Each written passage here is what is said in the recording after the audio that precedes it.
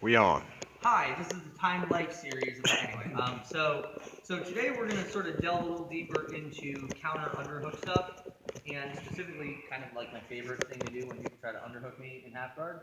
So I'm actually going to show two little things today from this scenario, but first one's really simple, so it wouldn't take that much time. Let me get you on half guard on this like this. So the first thing I want to talk about, right? We talked last week about basically he gets the underhook, but I kind of like stop him in the midst of it. So I'm able to take this post away and break him down to his shoulder.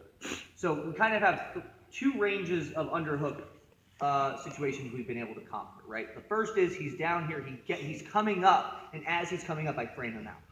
This is like ideal, right? If I get this, the percentage of me succeeding with a pass, with getting the underhook back, whatever, is very high. But he comes up to his hand, right? Whatever. Okay, I collapse him back down, but now this underhook's probably solid enough that I can't quite wedge that elbow in there, right? So that brings us to phase two, which is where we're either grabbing the head or we're going over the arm and sitting through and all this stuff. And again, what starts happening is the percentage of chance of this being successful diminishes slightly as he gets further and further into positional advantage, right? Like that makes pretty logical sense. As his position gets better, the chances of me succeeding with my counters become smaller. But you got to have something if this happens. The last range in the last situation we'll encounter is he gets his underhook, he gets all the way up here, and I'm not going to be able to necessarily take this post out. Right.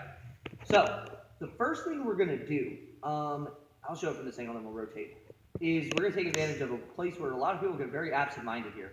And he can have everything perfect. So what I want you to do is kind of posture up and almost like get to the side of me this way. Right. Not so much up on your knee, but like just down, like, but out here. Yeah, perfect. And then widen that post, please.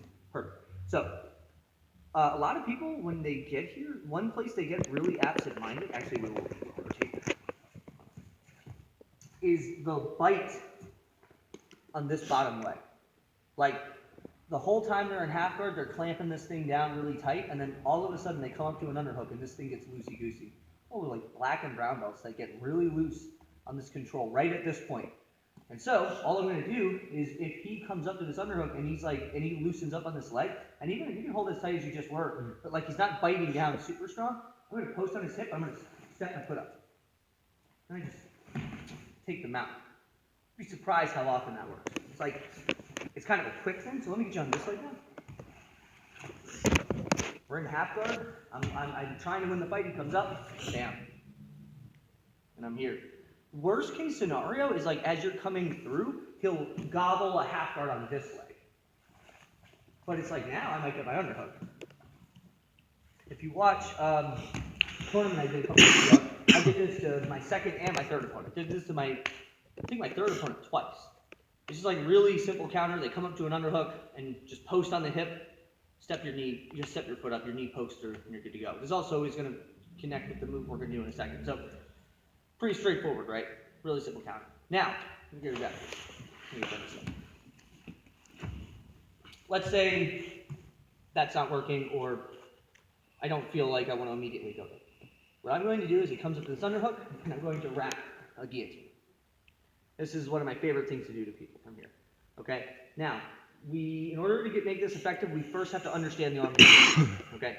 The arm and guillotine is not a choke that lifts up into the neck, right? So in the sense of, can I get you turtled out in front of me, like right here? A lot of times when we learn guillotines, it's like a lift into the neck, right? Like I'm lifting up. The arm and guillotine does not work this way. If I try to choke John by lifting up, you can ask him, that's not really anything, right? The arm and guillotine involves two primary conditions. One is going to be to close everything inward, right? So what I like to think about is if everybody, you guys can all, I guess not you, Tony. It's okay. Everybody but Tony can join me, and like you got the point of the hand right over like this, and then what I want you to think about doing is you're going to create a bend in the wrist on both sides and compress your elbows and make a little like a camel hump, right? Like this. This is what I want to create is this little camel hump. And then I'm going to clamp that camel hump tight, and I'm going to rotate my elbow to my hip. So what ends up happening is, you guys notice this little notch in my wrist actually ends up going almost like I'm like flexing for the ladies. Right? I'm here and I'm like flexing. So say I have you just turtled out.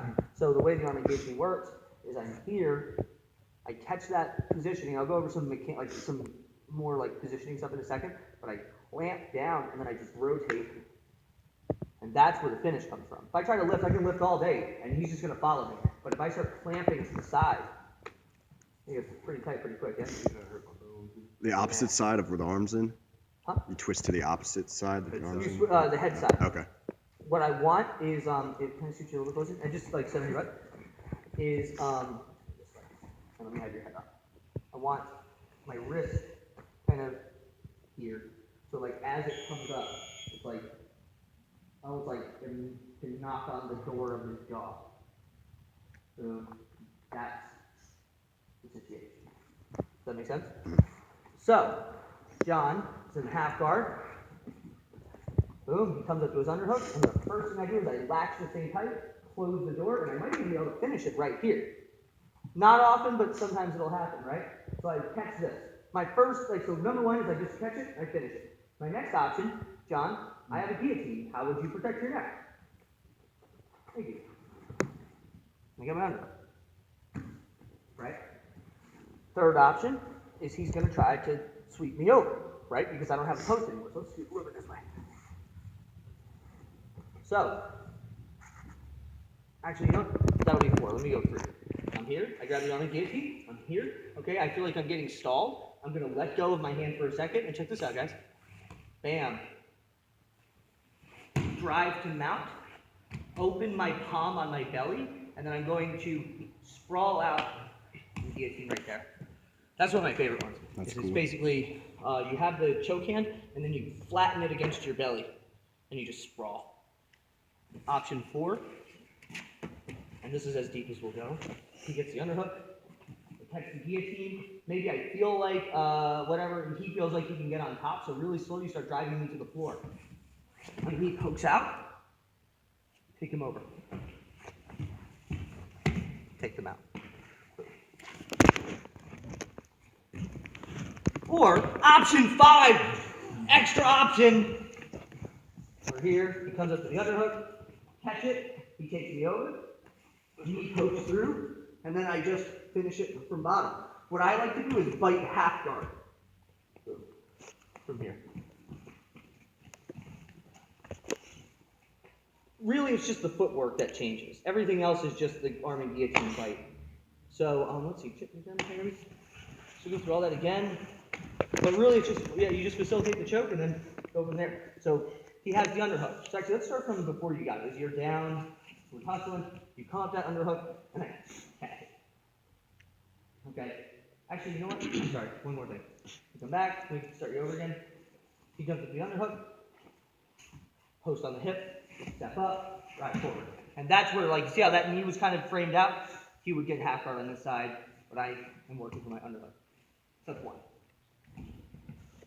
2. He comes up to that underhook, catch my arm in guillotine, right? So again, I'm closing the camel hump, and I just bring my elbow to my hip. So that's 1. 2, I let go, post on the hip, drive forward, open my palm on my chest, belly area, and sprawl. 3, he takes me over, punch my knee through, elevate him over, get to the mount, finish. And finally, takes me over, punch my knee through, and then if I can, I want to get the half guard. Right now, my foot got kind of stuck on this side, so I would just work for the finish from here, but if I can't, let's say you stay on top, get to half guard, and then work for the choke. Does that make sense, guys? Yeah? All right, let's play around. 1, 2, 3.